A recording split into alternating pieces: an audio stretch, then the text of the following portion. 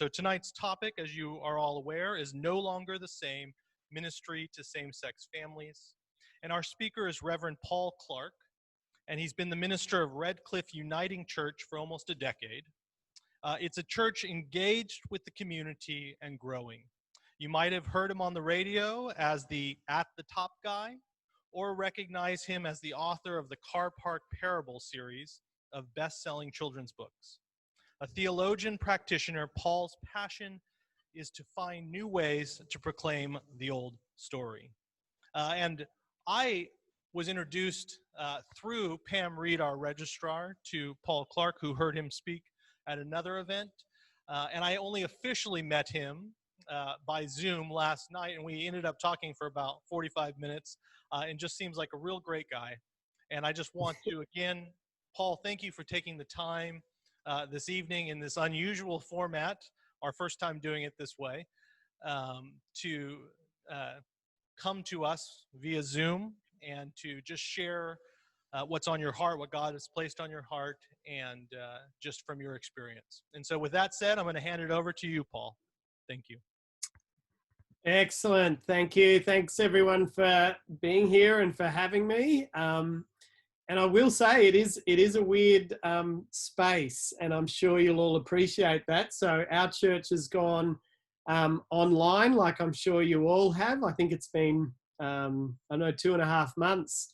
And I'm actually quite enjoying preaching to camera, not to a congregation, although I do enjoy preaching to a congregation. So I'm enjoying both. The thing that is difficult, it is difficult to do Zoom presentations. So I've done a couple. My wife and I have been married 25 years this year, and we had to have our Zoom, our anniversary via Zoom with about 35, 40 people on a party. And that's a very interesting way to have a 25th wedding anniversary, because one of the things you expect is feedback, and you talk on Zoom and no one laughs at your jokes. I'm going to give it a long pause there, assuming you're still laughing. So it's really hard to do. When you're talking to camera, you don't expect any interaction. When you're in a congregation, you do. I got a hand clap, that's good. And when but when you're on Zoom, you can see people, but you can't hear them. And I mean, we're even muting faces here. I was going to say we should have a lot of head shaking, nodding and thing, or fists pumping, or fist shaking, but we've muted all our cameras. So I'm going to talk. I'm going to assume that you're enjoying it, that you're taking something in. You're allowed to take notes. You're allowed to knit. And when I have done this before, it has been a little bit interactive. So I've probably scaled that back a bit. And I feel bad that I'll be talking at you, talking at blank screens, but that's the way it is. I'm also going to put PowerPoint on, which just means you won't even see much of me, but I'll try and switch it off and on. As you've just heard, I'm a father. I've got 2 children. They still live at home, 18 and 20, and they're great kids. And I've been married for 25 years. I've done 700 radio spots, 1-minute radio spots on Brisbane radio here. They do get played across Australia on Christian radio stations. So you might have heard me. I'm going to assume you all have, so my ego gets pumped up a bit. And I've been a pastor for 15 years and a youth worker for 10 years before that. And I was even a high school teacher in there somewhere. So what's my, I suppose, interest or experience when it comes to ministry with same-sex families, same-sex couples? Well, for a start, I'm a minister in the Uniting Church. And I think this is in my PowerPoint. So I might just see, and someone better tell me, oh, I've actually got to share my screen first. And Rob, is that working right? Yes, it is. That is correct. Excellent, excellent. Oh yeah, this line's interesting because I usually don't tell people my theological training and stuff, but I thought, hang on, you guys are a theological college. Some people might actually be interested in that. Um, so I've grown up in the Uniting Church, and if you know anything about the Uniting Church, you would know that we've been wrestling, debating sexuality for as long as I can remember. And so it means if you're in the Uniting Church, then you've had a lot of time to think about it and decide what you think, how to do ministry. And being in the Uniting Church, I've had numbers of people who are wrestling with their sexuality in my congregations. And a few years back, we helped. We journeyed with a lady who journeyed from being a female to a male, and the whole congregation went with her on that journey because it was one that you couldn't hide. A person that everyone had known as a female progressively became a male, and so as a congregation, we had to work out how are we going to do that and how are we going to have that journey. And we are very community engaged as a congregation, and so we have 5 days of playgroup. We get lots of families coming, and some of them are same-sex families. We get asked, will you do a baptism for our children from same-sex families? And I work with community projects with same-sex couples. So that has given me, I suppose, a whole lot of experience. And I decided to run this seminar at the Ignite Children's Ministry Conference a few years back because I was on the committee that helped organise that function, and it was a gap that no one was speaking into. Same-sex marriage has come. Same-sex couples are real. They're in everyday life. How are we going to face that? Rather than, I suppose, not talking about it or only talking about the theology, how do we talk about that issue and how do we do that well? So I was converted at the end of year 11, and then did youth work for about 10 years, pastor for 4, teacher for 4, pastor for 15. I think I've told you all this. I write children's books. Excellent, excellent. So what I want to start with as we open this topic is this statement. I know. The world has gone tribal. I want to start with this statement. This wasn't in my original seminar, just because at the moment you look at the world and we're becoming more and more tribal. We're defining things by color, by creed, by sexual identity, by people groups. And I think as we go tribal, we actually go a bit crazy. And I don't know that it's always helpful. We define men against women, women against men. We get in our tribes and we fight. And for me, I don't think that's helpful. And of course, when it comes to talking about LGBTQ issues, well, there's another a tribe. And I want to actually say the gospel is the end of tribalism. God invites us into his family, and families are mixed. If you've got any sort of family like I've got a family, you know, you've got the crazy aunt and the weird uncle, and yet we somehow still manage, hopefully, to love each other, even though we might disagree. And there's something in that image to say, well, we're invited into a family. When I was growing up, I had 2 aunties, Auntie Joan and Auntie Adrian. And for a long time, I didn't understand how I had 2 aunties. I thought they were just sisters who lived together. And it wasn't until years later that the family kind of let on this, oh no, they're not sisters, they're like a couple. And I'm going, oh, okay. But they were still our aunties. And so as we approach this issue, I want us to resist tribal thinking, because tribes we tend to see as either allies or enemies. And I think every group that we self-define is actually mixed. And I know that when you are dealing with people who might fit into the LGBTQ identity, they are mixed. They're all individuals. And you've got to understand that, and you've got to come to people as individuals. And so I know many LGBTQ people who consider themselves Christian, understand themselves Christian, and see themselves, I suppose, as allies, sympathetic to faith. We had lesbian couples coming to playgroup who said, "Oh yeah, we're Anglican," and it just rolled off their tongues. There was no irony in that. That was just who they were. Meanwhile, you do have at the other end of the spectrum, you'll have people who identify as enemies, who would see Christianity as standing for everything that they dislike. And they would say they define themselves as people who are against Christianity.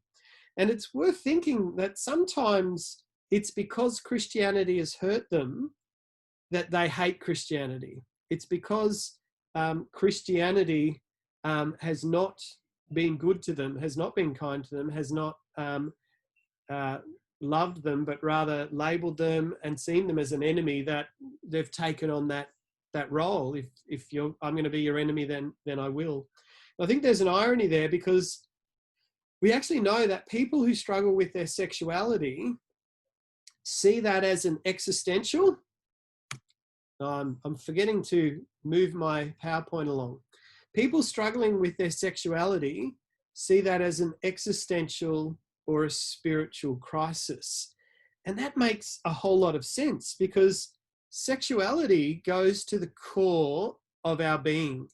And so if you have teenagers, even adults, who are struggling to understand their sexuality, it is intrinsically linked with their identity, and therefore, who am I before God?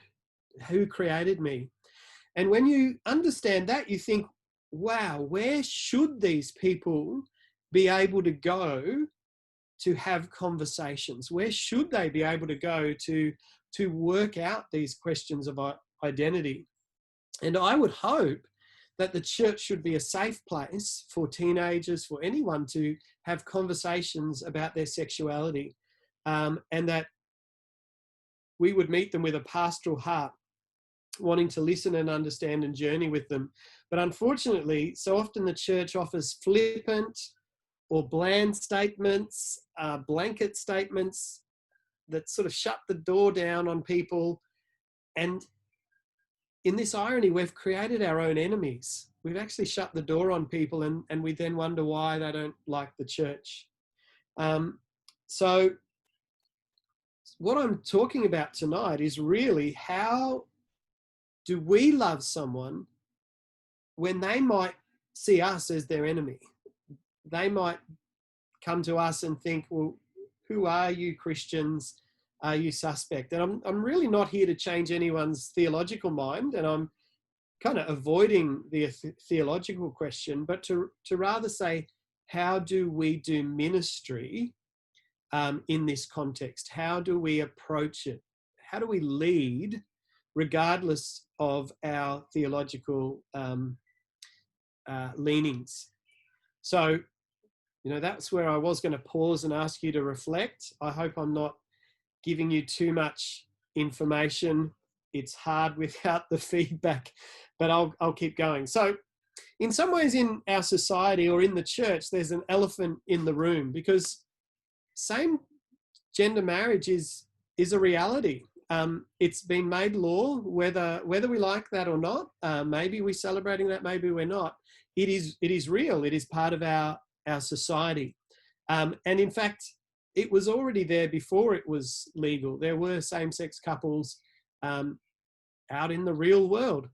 And so it's something that we have to face. We have to be willing to talk about it rather than pretending it doesn't exist.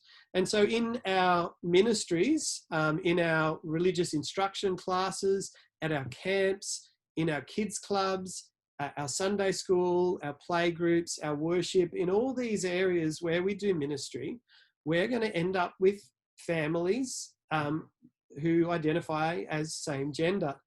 And so in some ways, we need to work through our reaction to that, so that we're not, I suppose, shocked. We don't feel powerless, but we know, okay, what can I do and how do I minister well to these people so that I don't turn them into my enemy, but rather I'm creating friends? Because I hope we all believe that all people deserve to hear the gospel. All people deserve a chance to be reconciled to God. One of the things that I find really helpful to understand is this paradox that the church has. The church has a paradoxical role in what we do. We are there to uphold the ideals of faithfulness in marriage. Do not lie, do not steal. Some of them are very simple and everyone would agree with them. Others are a little bit more complex and not everyone agrees with them. But we have this protection role where we've got to say, hey, we want marriages to last. We want families to stay together. We want to uphold the ideal. At the same time, part of the church's ministry is to uphold the broken, to bring redemption. And so if you are someone who has broken on the ideals, that you've tripped over these ideals, when you hear someone preaching about, families should stay together, if you're divorced, that sounds like a word of judgment, and that can be hard to hear. And sometimes the people who preach redemption, that those people who have fallen in some way, things haven't worked out, there's good news, there's redemption. That can sound like the people who want to hold the ideals, like, oh well, hang on a sec, you're watering down the gospel, you're making it too easy. And it's good to get in your head, as a church, we have this dual role: protection and redemption. Protection and redemption. And Jesus, he had this remarkable way of upholding the ideals of God, yet at the same time having immense compassion on those people who, for whatever reason, had tripped on the ideals, had fallen. And we need to remember, that's all of us. We all trip on the ideals because only Christ is perfect. So how do we do that? Jesus, he attracted the sinners of his day. They all wanted to be around him because somehow, while he was able to name the ideals, he was able to see past people's brokenness and to see the wholeness that was in them, or that was potentially in them. And so people, even though they knew themselves as fallen, wanted to be with him. And if only we could bottle that, if only we were good at that, I think all of this would be easy. So I am going to just stop sharing the screen. I'm trying to think. Okay, you can see me again? Sorry, no one's got sound. Rob? Yes, we can see you. We're good. Okay. I am going to ask you not to talk in a group, but hopefully you're next to someone. Maybe you're in your own lounge room by yourself. If you're next to someone, just what jumps out at you at what I've said? What's your reaction? Maybe it's, oh, I didn't like that.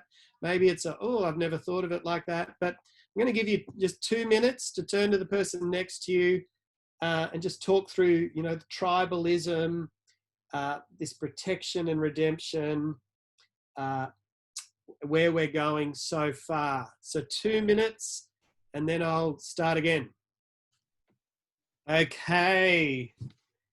I'm going to assume you're all an obedient class of children, and you're facing the front with your arms folded.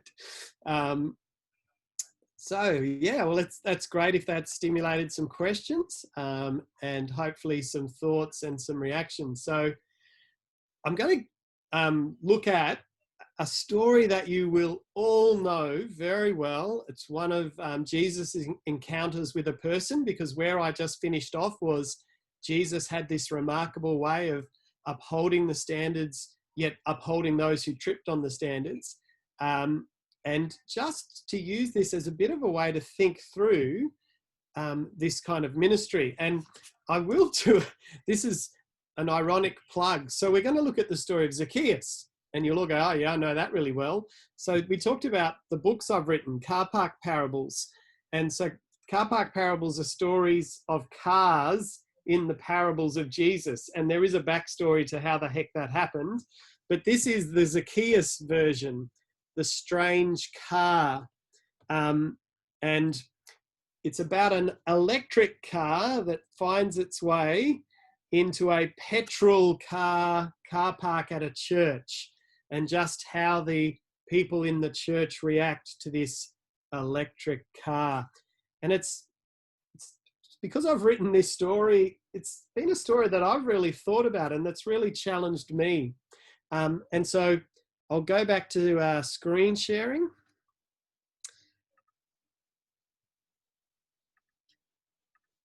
And I will just check with you, Rob. You should have just the picture. Yep, you're right. Excellent. So Zacchaeus, I'll read it. I'm sure you can read it on your screen as well. Jesus entered Jericho and was passing through. A man was there by the name of Zacchaeus. He was a chief tax collector and was wealthy. He wanted to see who Jesus was, but because he was short, he could not see over the crowd. So he ran ahead and climbed a sycamore fig tree to see him, since Jesus was coming that way.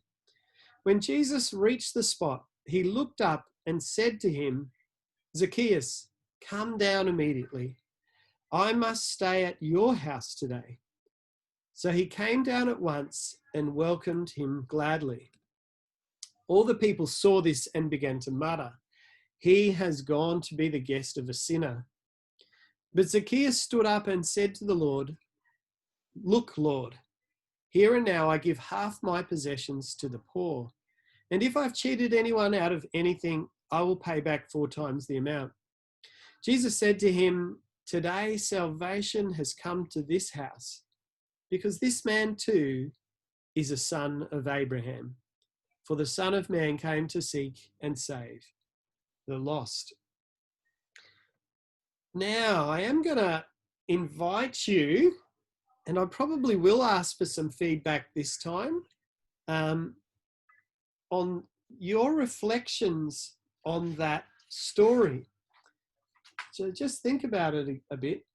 How do you think this story would feed into the discussion we're having, the ministry that we want to be doing with couples of same gender, with same gender couples? So I'm going to give you again 2 minutes to discuss it with the person next to you.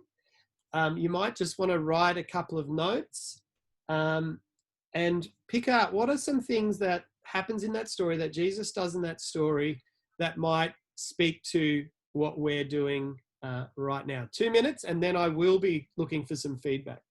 A lot of shy people. Oh, it's Pam here. I'm just thinking Zacchaeus had no access to Jesus. Those around were preventing him from accessing Jesus, not just because he was short, but because he was not respected. Yes, thank you. Anyone else got something? This might be difficult, it's Rodney here, but Zacchaeus wasn't shy in mixing with notorious sinners, and what could be more maybe notorious for some of us than the subject matter. And I mean, many considered him part of the notorious sinner crowd. Yeah, so Emin and Jade here. So we were just discussing about the fact that Jesus's response to Zacchaeus's curiosity was just unprecedented honor and respect for Zacchaeus. He immediately embraced Zacchaeus and was willing to go into Zacchaeus's space, Zacchaeus's comfort zone. Didn't require Zacchaeus really to come to him in any way. And in the midst of all that, Jesus was willing to withstand the ridicule of the religious people, and for the sake of truly loving Zacchaeus. That's excellent. I love that. Unprecedented honor and respect, willing to go into his space. And if you know about Eastern cultures, to eat with someone, that was a significant thing, to go into their space. Yeah. And yeah, withstand ridicule. Really tough thing. Rodney here again, but if I go into that space now, it's almost, is it an endorsement of their life? Is it an endorsement of the way they live and what they do? Because I'm struggling with that, because I can't endorse sin. Or if you can just take that in a general, just take my comment. I don't know what to say. It's an endorsement. Thank you, Paul. And that is, I suppose, a struggle for people. When does going into their space become endorsement? Was Jesus moving into his space endorsing his, I don't know, corruption as a tax official? Jesus seemed to think it was worth it. I would just respond, Rodney. This is Emin again. That at least in this example, with the story, the details that we have, Jesus never endorsed verbally what Zacchaeus's life choices were.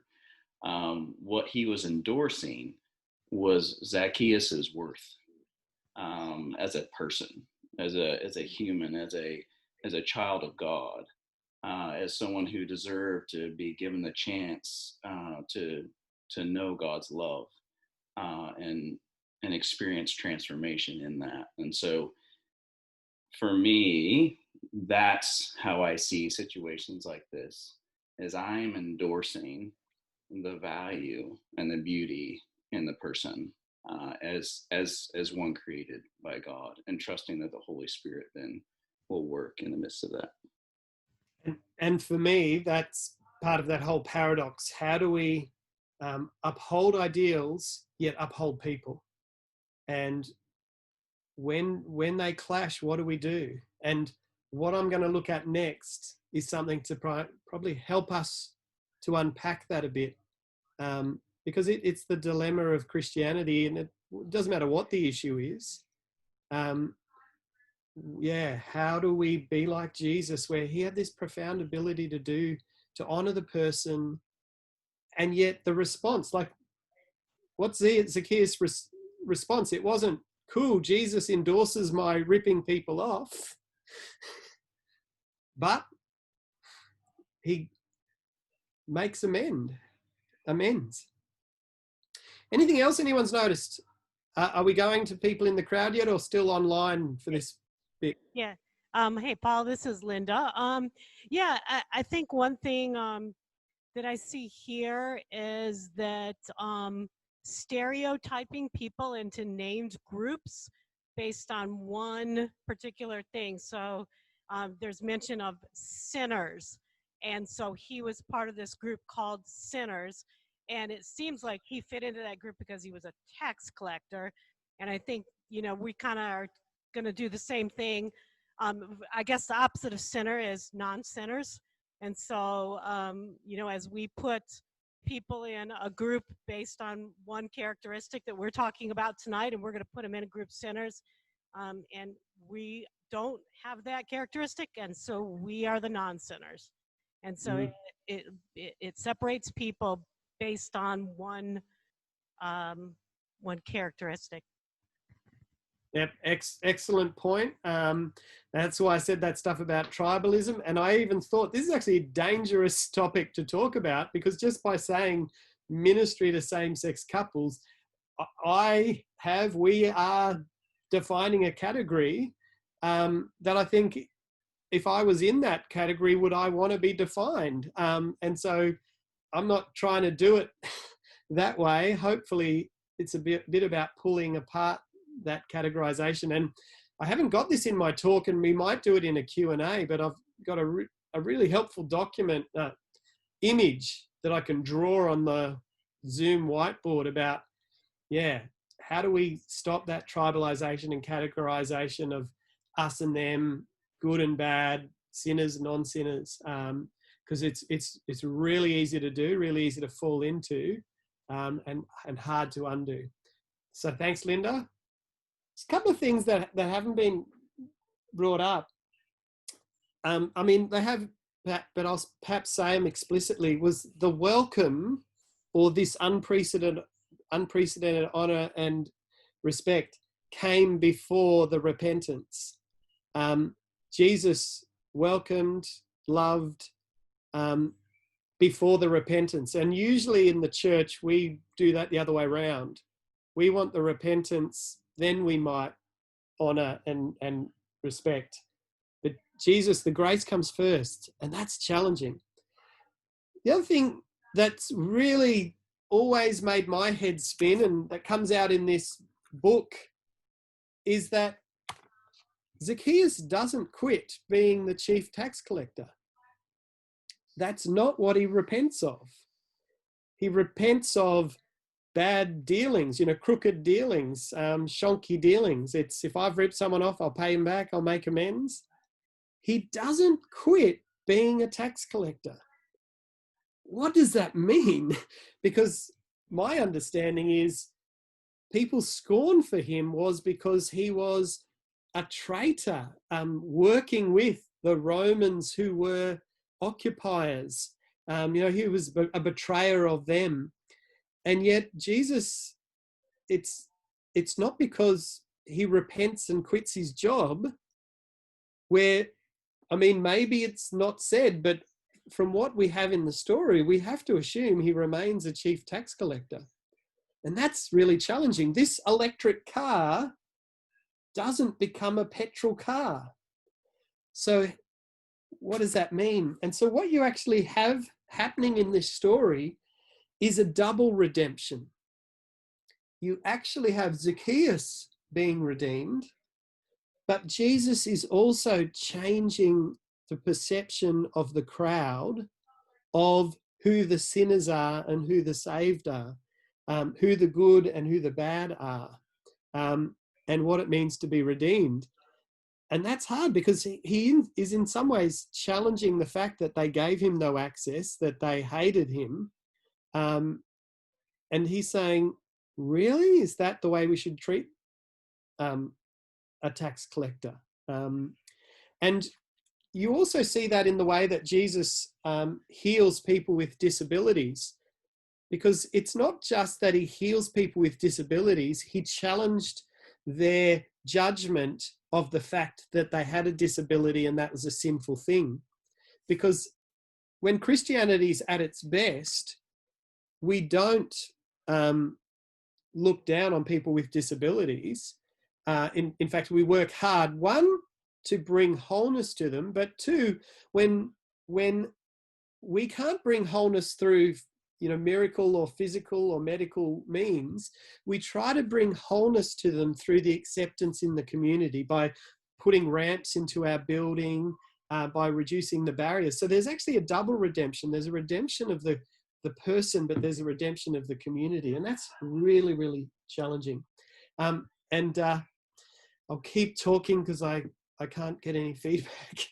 And I love this verse in Romans 2, which goes to the fact that repentance comes after welcome.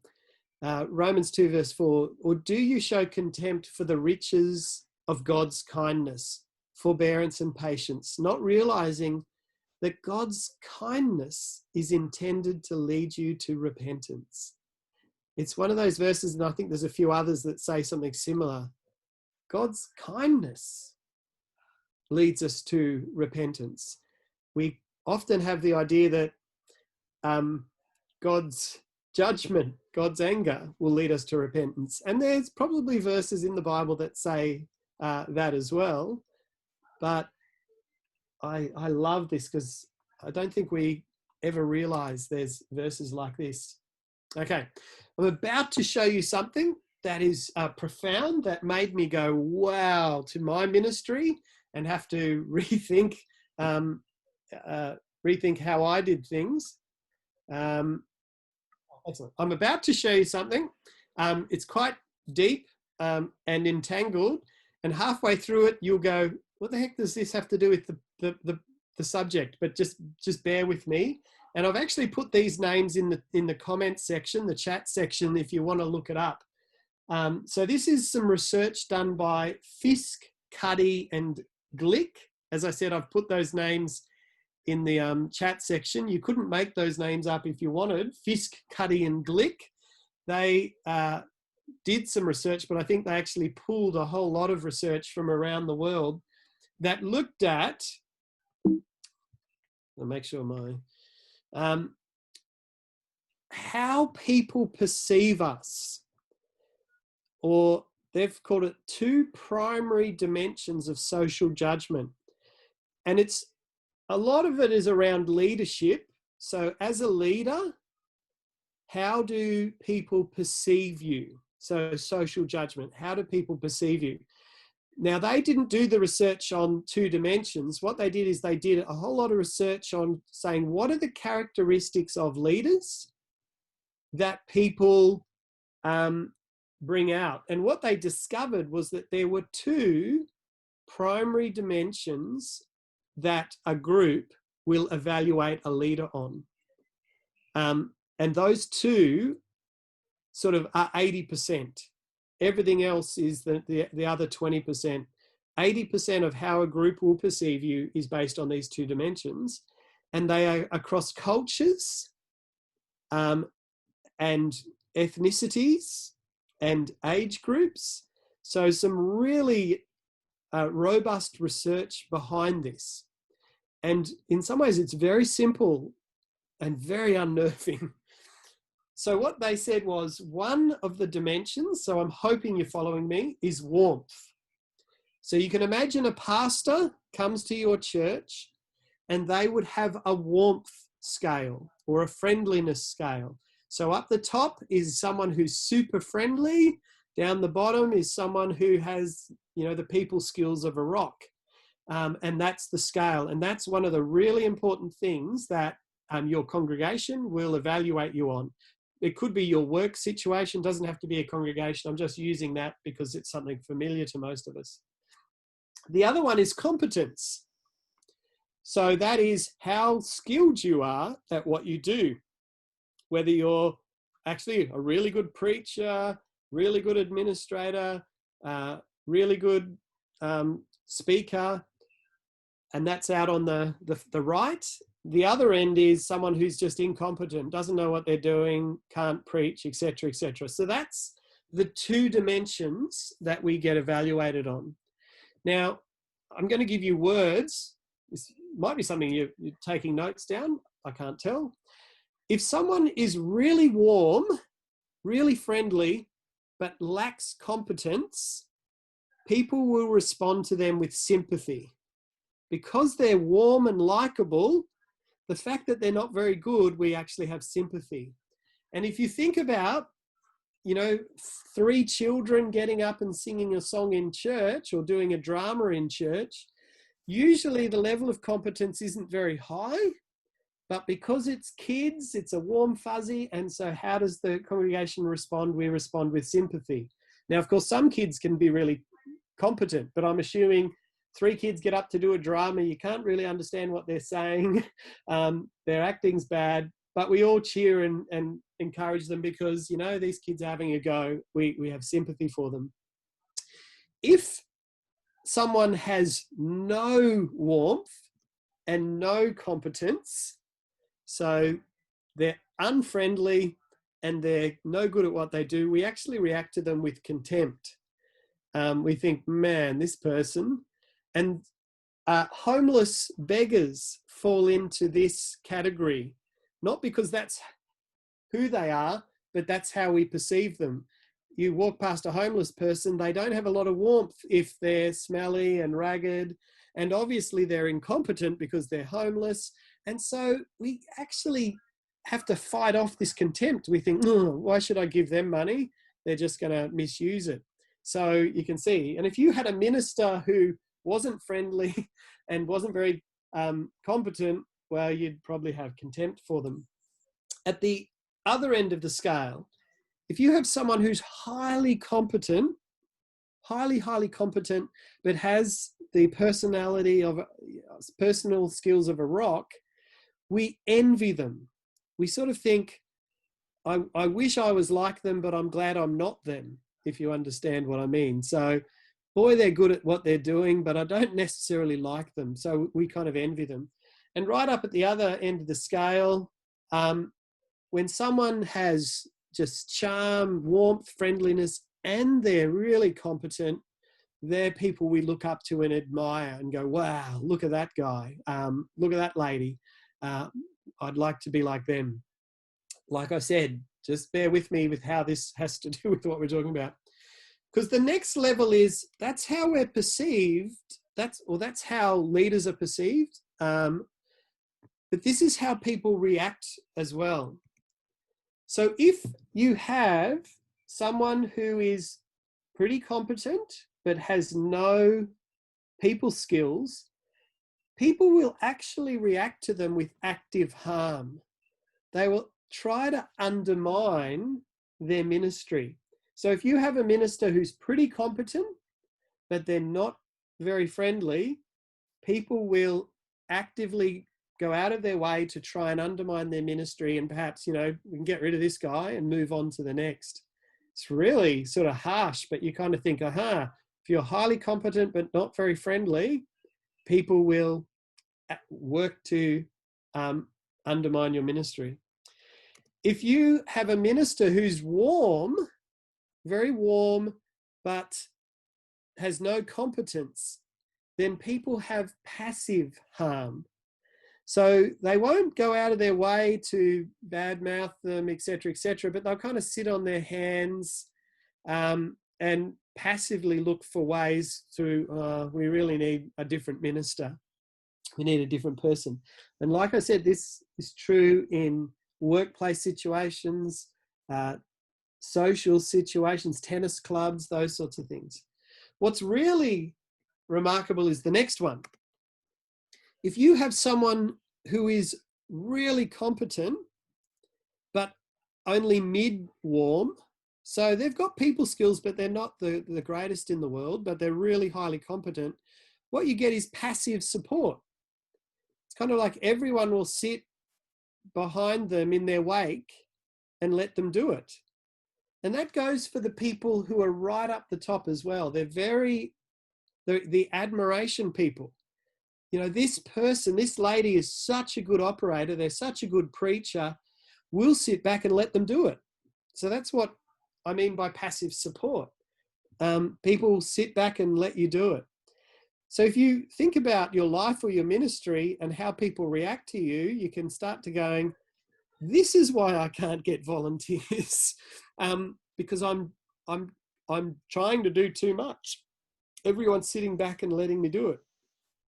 And the last one is what's really challenging. If you are really warm, really high up on the warmth and friendliness, but you're only mid-competent, you're not at the outer end of competency, that is where you get active support. So it's when you are warm and friendly, but you need a little bit of help, people will give you their help, people will volunteer, people will be involved. And that's the spot to be. Now, I'm not saying you don't pretend to be dumb. I'm not saying you pretend to be dumb, but it perhaps means that you do need to step back and give people space. If you think I fall in the admiration quadrant, and why I find this challenging is because I am on the competence scale. That's how I judged myself. And, you know, I want to be highly competent, be seen it's really good at what I do and not make mistakes. And the warmth stuff, oh yeah, that's just whatever. But this chart makes me go, oh man, I have to work on my warmth and friendliness, or the best I can expect if passive support. If I'm warm and friendly and show people that I love them, and I actually hold back on my competence, I don't do everything, I don't over function, as it's called, that's actually going to get better support. Now you're, again, like I'm saying, what the heck has this got to do with what we're talking about? When I first saw this one, it challenged my ministry to say, okay, what's important, warmth or competence? And you'll see if you go on, what's that thing called? LinkedIn. That's all the businessman's Facebook. If you look at people's pictures, you see whether they value warmth or competence more. If they're in the three-piece suit, power dressing with the serious face on, then they are saying competent. I want to appear as competent. If they might still be well dressed, etc., but they got a smile and a warmth, then that person is trying to show warmth. And the survey actually says, as a person, we want to project competence, but as people, we're looking for warmth first. We look for warmth first, then competence. We want to project competence and then warmth. And so we've got to change.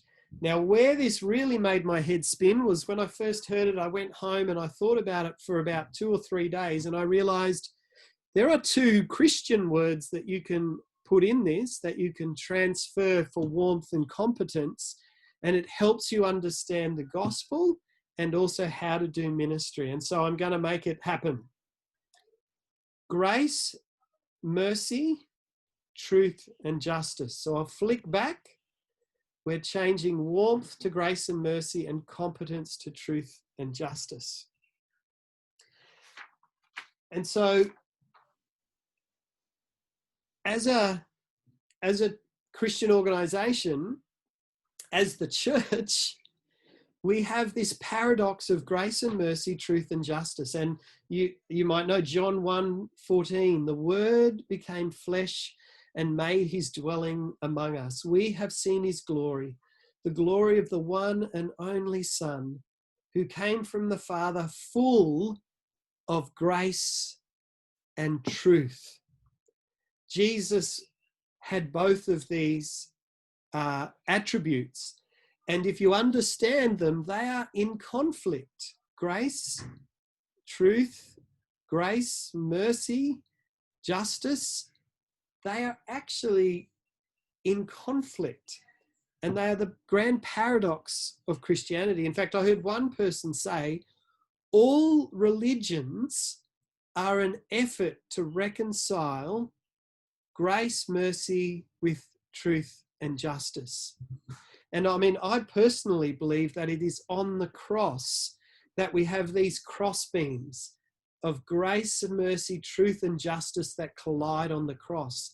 And it is actually on the cross where these things are finally fully reconciled, that we see the fullness of God's justice and truth on this cross, that Jesus dies for sin. He's paying the price of sin.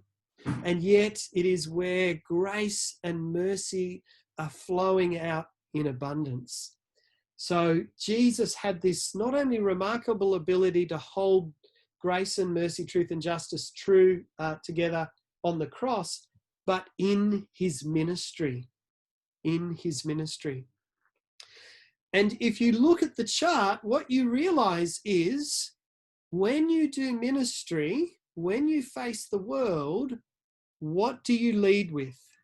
Do you lead with truth and justice, or do you lead with grace and mercy? And if you want active support, you lead with grace and mercy. And if you look at Jesus's life, he led with grace and mercy. It does not mean that he did not hold truth and justice, because there's many, many times when that's also what he did. He confronted the disciples, he confronted the Pharisees with truth and justice. And so for me, this helps answer the question of how do we lead in ministry with people who we may not agree with or we may not understand. How do we lead? For me, we lead with grace and mercy. And there's a statement that I've come to realize sums that up in another way. No one cares what you know till they know that you care. No one cares what you know till they know that you care. We want to tell people what we think we know, what the truth is, and we wonder why they don't listen and they don't care about what we have to say. And it's because we haven't demonstrated that we actually care for them as people. We have not given them unprecedented honor and respect to listen to them, to hear their story, to understand their journey, to want to actually come to conclusions with them rather than without them. So there's the big chunky intellectual bit. I want to spend a bit of time trying to make this practical, and I know we're just about at that hour point. So have this question with the person next to you. You only probably need a minute for this one. A same-sex family approach a church. Now, whether it's because they've arrived at playgroup, or maybe there's a program at the church for helping them through financial issues. Maybe their kids came home and said, we want to do religious instruction, or I want to go on this camp because my friends are going to go on it. How do you think they're going to feel? A same-sex family approach a church. What are the things that are in their heart, that are in their mouth? So I'll give you about a minute to think about that. So you can write some points down. Just talk about that with the person next to you. Okay. So in some ways, I hope I've put you in the shoes of a couple approaching a church and the fears that they would have. They're going to be judged. No one will listen to them. They won't fit in. And I hope you've got more than that. Now I want you to think to the person with you. You might be by yourself. What would change how they feel? I've assumed you've said mostly negative things. Maybe you've said positive things. What behavior on behalf of the church would change those feelings that they have as they approach the church? So I'm going to give you a minute or so to think about that. What would change how they're feeling? So someone's written what would change their views, being loved, which I think is right. And I suppose I'm hoping you've got some answers that are a bit more practical than that, that kind of address maybe directly if they feel like I'm going to be judged, I'm not going to be accepted. So what's the opposite of that? So there, in some ways, that's the crux of doing ministry with same-sex couples, hopefully understanding a pastoral approach, leading with grace, understanding where they're coming from so that you can say, okay, how do we do that? And then I'm gonna go back to some screen sharing. I hope I get this right. Rob, you better be ready to tell me if I've done this wrong. You're right. Okay. Okay, what would change that? So here's some practical things I think that as a church we can offer couples who come who have same sex. And these are just some very, very pragmatic things that the church has to offer. If one of the things that we've said as a church, reason that we don't like same-sex marriage is because there's a role model missing. You know, there's no dad in the family, there's no mum in the family, therefore we don't think it's right. And I think, well, why don't we offer the missing role model? Rather than naming the problem, why don't we be part of the solution? So to say, okay, I've got single mums in my church.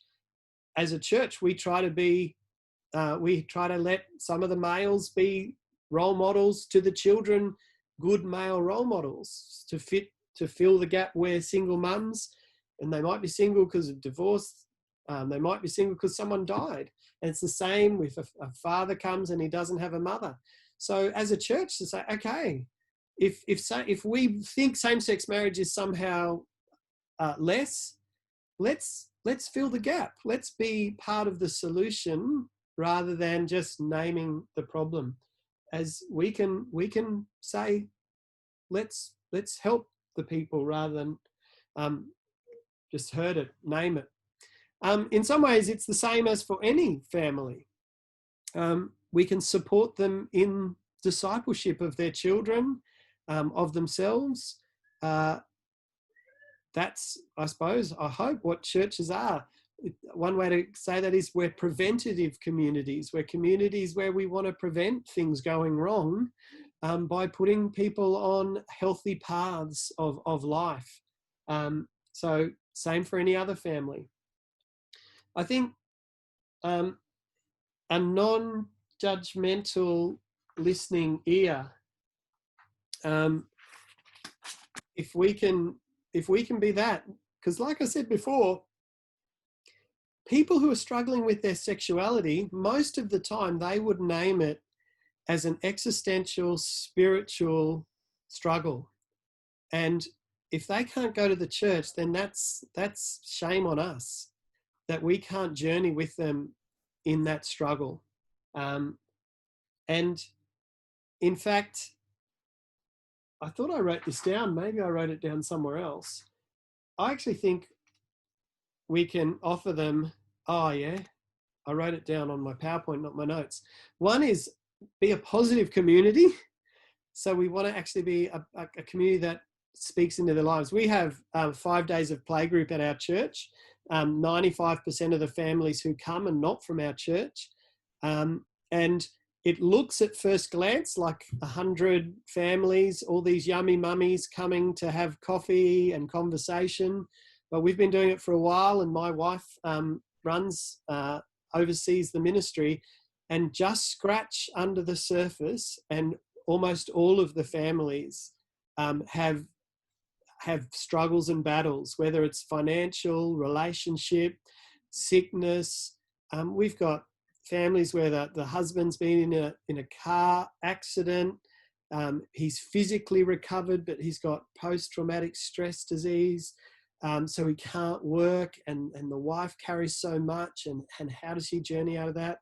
Got kids with autism, and the family struggle with that. Relationships breaking up. We got all sorts of things. And what I've discovered is what most people need is a positive community around them, a positive, supportive community. And one of the things that I've got, a bunch of older people in my church, and they are really stable people. They still have their own issues, but it's kind of like that generation were grounded well. They still have their own issues, but they take things like, managing their money, cooking healthy meals, going to work, sleeping. They take that as normal, and they don't see it as remarkable. And yet pair them up with a family who don't understand all that. It's amazing what a difference that can make. And maybe this is the best one, is to discover the answer together.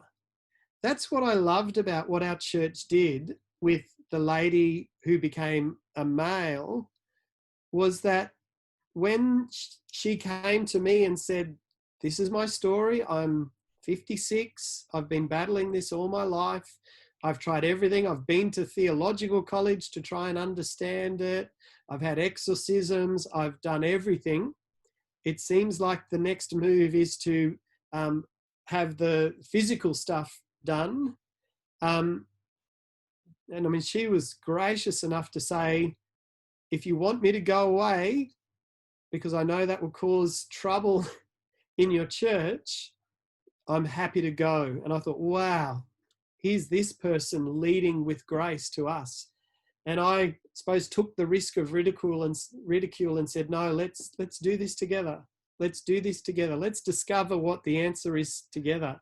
Is transitioning wrong? Is it right? How do we understand gender identity and all of those sorts of things?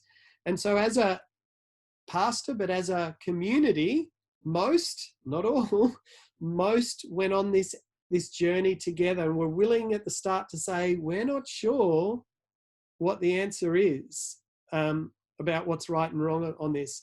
And I've got to say, at the other end, a few years later, we're still not sure what the answer is, because in some ways there was no easy answers. Nothing worked. Some things improved, other things didn't, and it's an interesting journey. But giving people the grace and space to discover the answer together, rather than to tell them when they come, this is the answer, I think that's great respect. We know from education, you believe, you understand, you own something that you work out yourself much, much more than something that someone tells you. If you work something out, it's like, yeah, wow. If the teacher tells you, it's like, yeah, whatever. So can we have the grace and space to help people discover the answer together rather than to tell them? I just want to finish with this little story, and then we'll have some questions. Are there same gender families in the Bible? Probably not. You'd have to squint your eyes hard to sort of say maybe. And so really you got to say no, there's nothing obvious. But we do have Abraham, who was married to Sarah, but also had a concubine called Hagar, and then Isaac and Ishmael, and this mishmash of a family that were Arabic and Jewish, fighting and broken, and yet we call Abraham and Sarah the father and mother of our faith.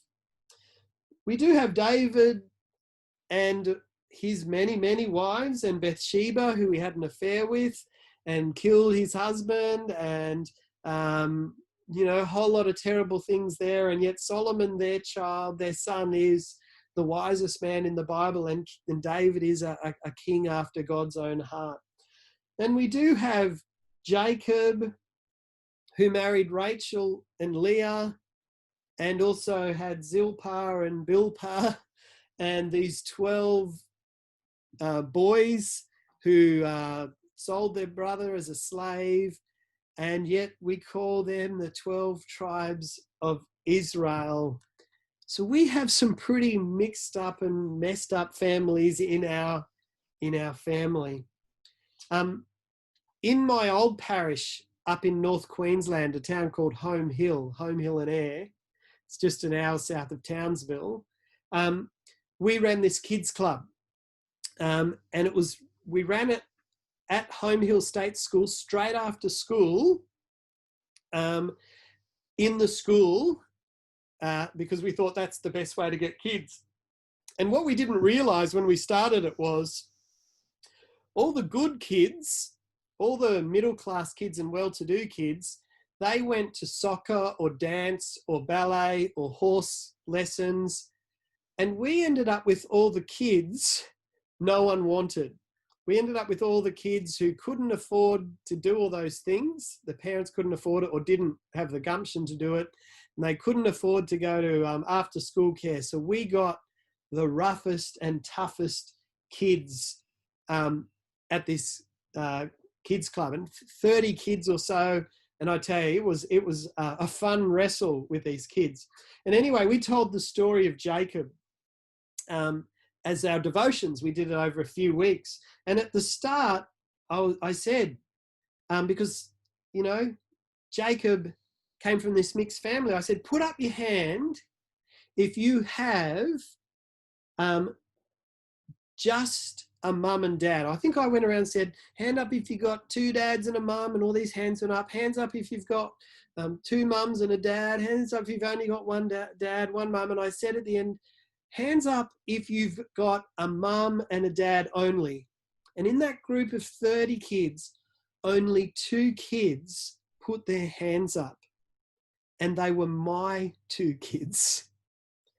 And we told the story of Jacob and his mixed up family. Sorry, it was the story of Joseph and the mixed up family he came from, Jacob and Rachel and Zilpah and Phil, stepmom, stepdad, blah, blah, blah. And these mixed up, messed up, broken family, mixed up family kids were so proud that a kid like them, who came from a mixed up step this, step that family, was chosen by God to redeem the known world. And I thought, wow, isn't that powerful? These kids felt loved because of what the Bible says about families. And even Jesus comes from a mixed up, messed up step family. I hope if we can do the same, make people who come from families who are strange feel proud that God still can and does use them, then I think we're going to do ministry well.